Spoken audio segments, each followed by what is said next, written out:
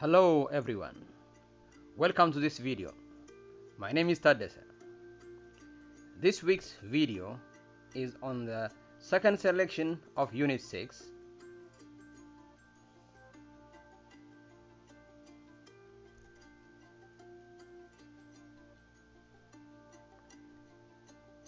Before we start discussing the selections, I would like to introduce you to the unit.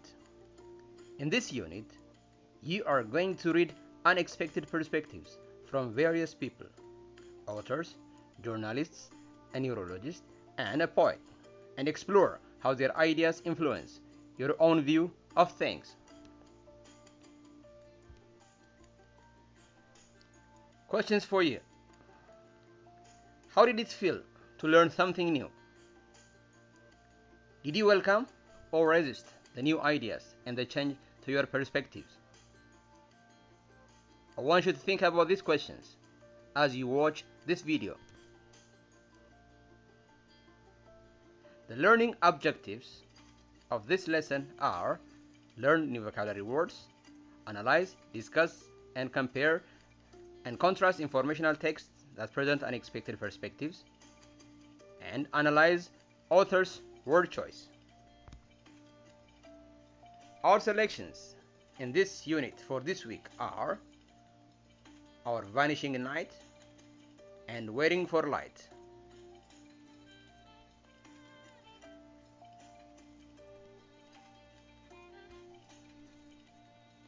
First, let's start discussing the meaning of the vocabulary words and examples of sentence in which the vocabulary words are used.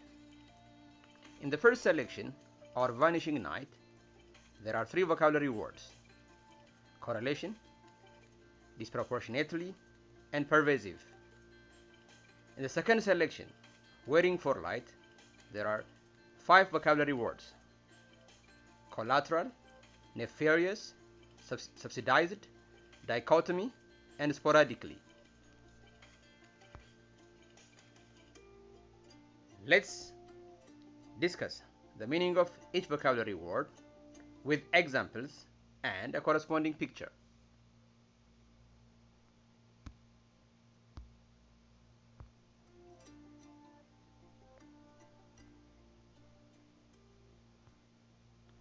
Correlation. Meaning: relation in which two things are linked.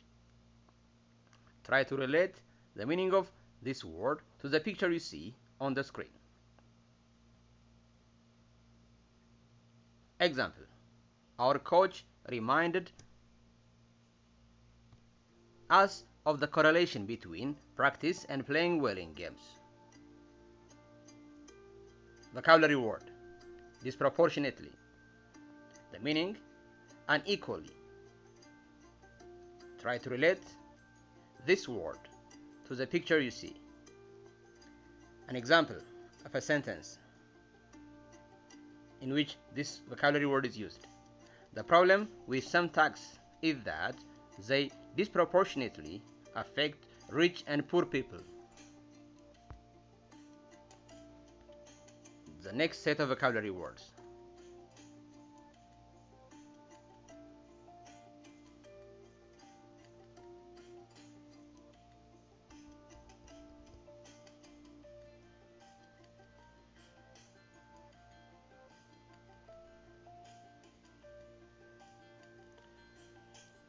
try to study the meaning of the vocabulary words, relate them to the pictures, and read the corresponding examples.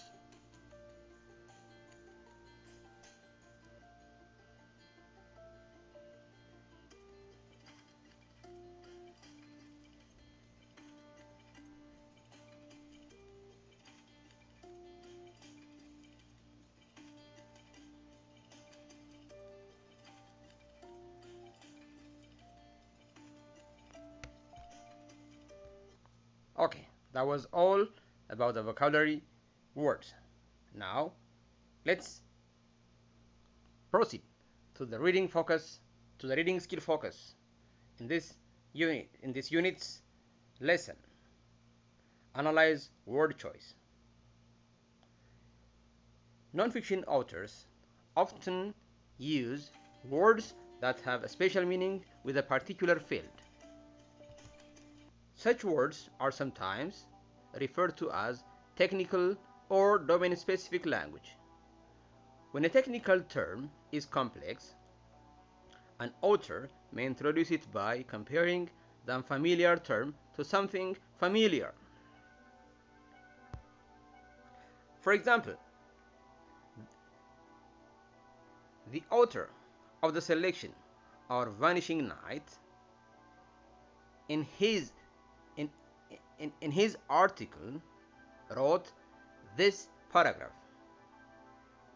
This kind of engineering is no different from damming a river.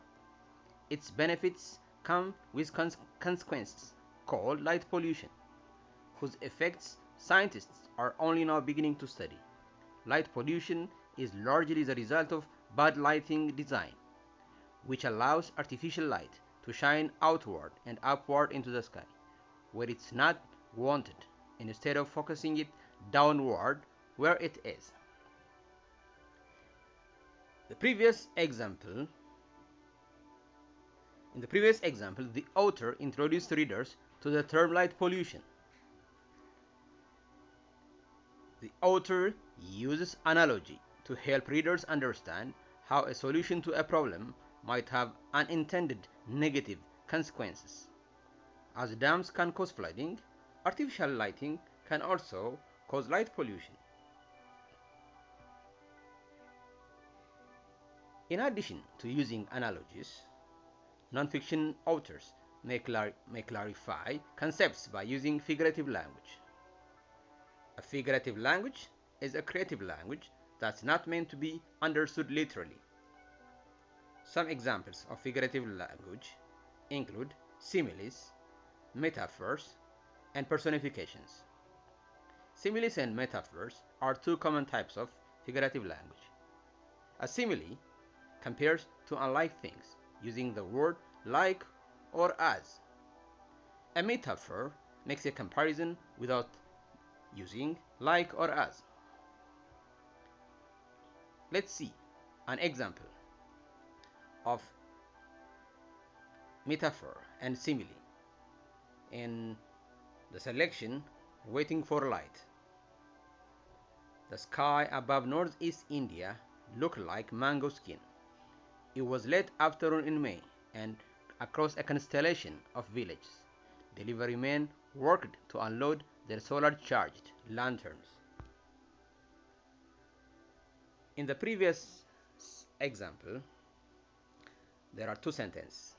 The first sentence uses a simile to compare the sky to mango skin. As you can see, the sentence uses the word like. The second sentence, it was late afternoon in May, and across a constellation of villages, delivery men worked to unload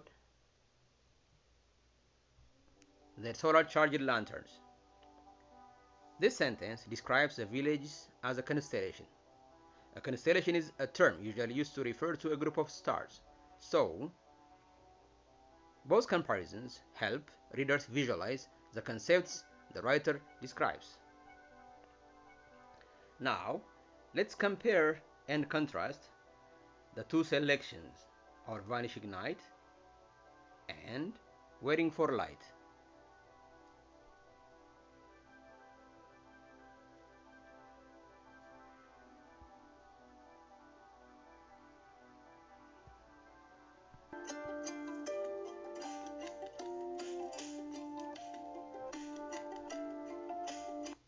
In our Vanishing Night, the author, Klinkenborg, explores the relationship between light pollution and its harmful effects on animals and people.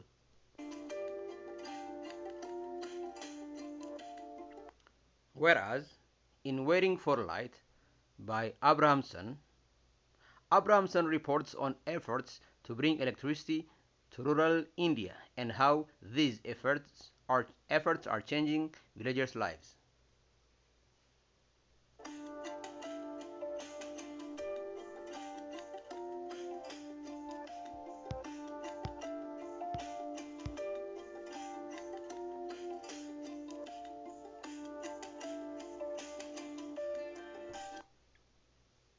In Our Vanishing Night, the author discusses a negative aspect of electric light that people often ignore.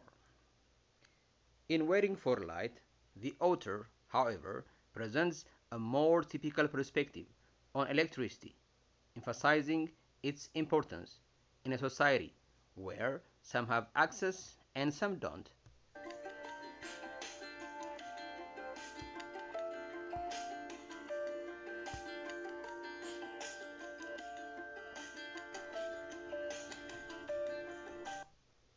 In Our Vanishing Night, Kleckenborg introduced the idea that humans are diurnal. We function best in daylight. Because we need light, we have created a problem by brightening the night too much.